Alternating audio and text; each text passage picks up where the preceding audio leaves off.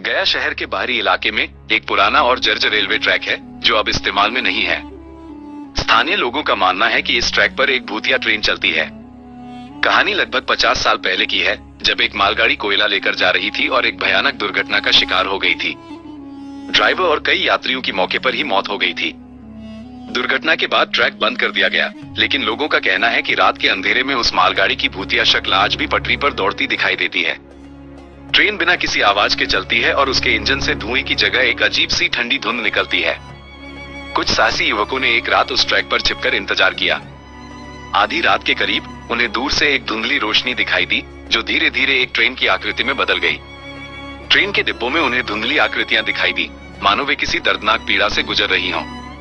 अचानक ट्रेन ने एक भयानक चीख निकाली, जो किसी इंसान की दर्दनाक चीख की तरह लग रही थी। युवक डरकर भाग गए और दोबारा कभी उस ट्रैक पर नहीं गए। एक बूढ़े चरवाहे ने भी उस भूतिया ट्रेन को देखने का दावा किया था। उसने बताया कि रात में भटक जाने पर उसे एक ठंडी हवा का झोंका महसूस हुआ और फिर उसने एक भूतिया ट्रेन को अपनी ओर आते देखा। ट्रेन इतनी करीब आ गई थी कि वह उसके डिब्बों में बैठी हुई आकृतियों को साफ साफ देख सकता था। डर के मारे उसने अपनी आंखें बंद कर ली और जब खोली तो ट्रेन गायब हो चुकी थी।